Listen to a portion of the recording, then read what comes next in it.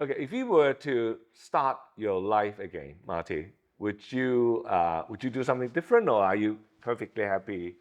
I try to, whenever I'm faced with a situation, I basically try to do my best.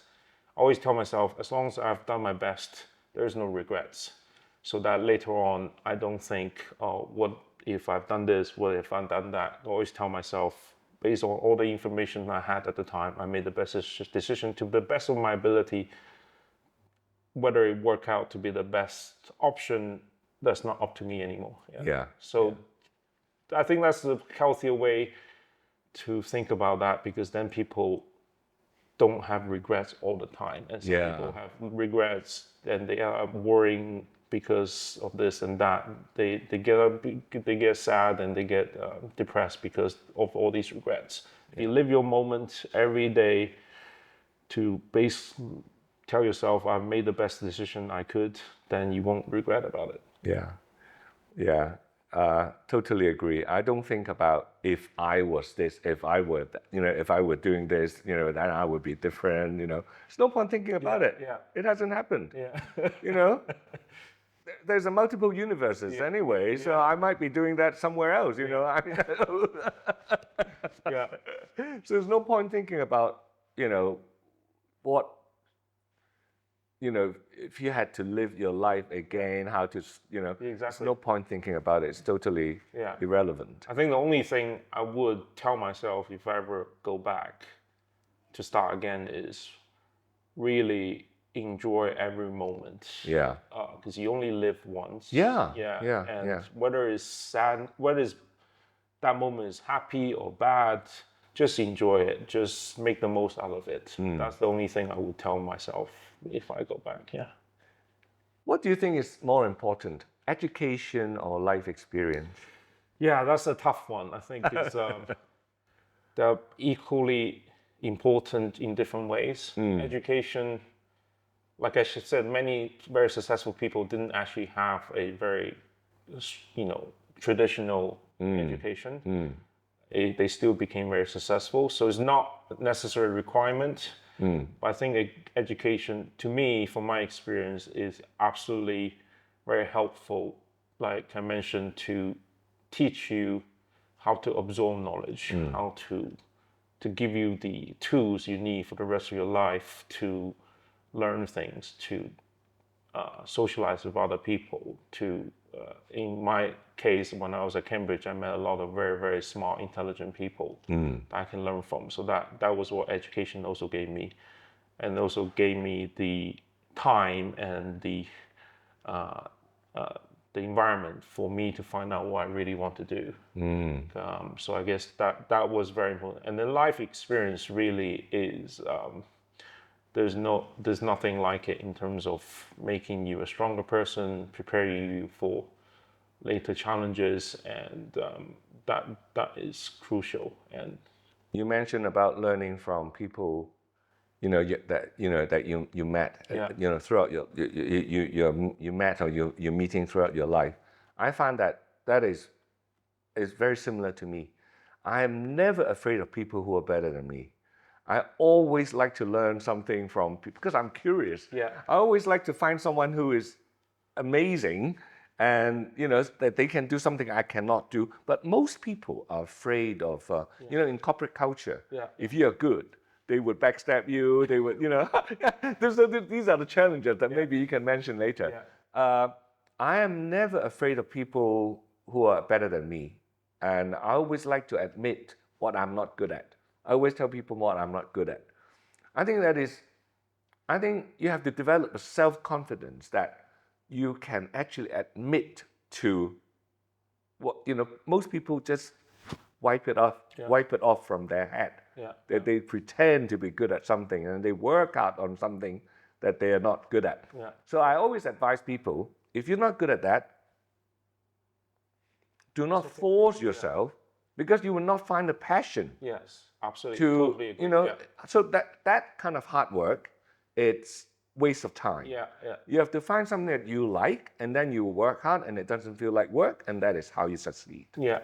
Absolutely agree. Yes, I actually, like I mentioned, I went through that as well. In terms of, I thought I liked science. I did it in university for 4 years. And then as I got older, I realized that didn't suit my personality, didn't suit my skill set. And that's why I tried finance and trade, not even anything else in finance, is trading, the high pressure environment that really I found was suitable for me. So I totally agree that you have to be passionate and love what you do. Yeah. And you know, when you're running a fund, whatever you're investing in, you have to do a lot of research. Yes. Yeah. And you have to make sure that companies will do well, right? Yeah. So you need to, you know, I think networking is also very important. Yes. Networking absolutely is that's what AI also can't replace, is the human interaction of the networks. And to me, especially for my life, throughout my life, I think is, whether it's in your career, whether it's in your education, whether it's in your life lessons, to find the right person to help you, that, like you said, is more successful than you, that you can learn from, is crucial, absolutely crucial. Yeah. You know, as I interviewed about 150 scholars every year. Obviously, not all of them would get my scholarship, you know. But then when I meet these 150 people every year, I know that these are the people who don't look at their phones the whole time, play with TV, you know, video games, you know, and look at the computer, YouTube all day long, or, you know. They are not like that. Yes. But the majority of the children nowadays are absolutely like that. So I always advise my scholars, you know, you have the good head start because you have the ability to interact with others. Yes. So the more AI is more, you know, like Taking up common, your time, taking up your time, the more you should develop your human interaction, and that you will get that's very easy. Yeah. Because 99% of the children nowadays, I go to a restaurant, the whole family is looking at their phone. They're not talking, you know? So it's like problem. 90% of the tables in the restaurant, they're like that. Yeah. So only my table we're talking, right? So it's very easy to get a good head start in a way, you know. If you want to get a good head start, better not spend too much time on on the machines. It is so important, because it's bad to say it, but it's almost true. A lot of times, how successful you are in life, on top of hard work, is also who you know, the people you meet, who's helping you. Yeah, that's true even in a big company like a big bank like Goldman Sachs and Morgan Stanley. A lot of time is whether you have a successful boss that you get on well, you interact well, that looks after you to move your career ahead. That is also very important. You do have people that work very hard, like you said, they have high IQ, but have very low EQ. They will not get very successful because they can't interact with people, and then people won't help you. It's much better to be an army than a one-man general. Teamwork. Exactly. So important. Yeah. Especially once you get more senior, you can't do everything yourself. You have to motivate your troops, your team, to leverage. This leverage, very important. And that's the leadership skills that comes in, and you only learn that by interaction with people. Yeah. So to conclude, what we have talked about today is passion, hard work, and health. Yes.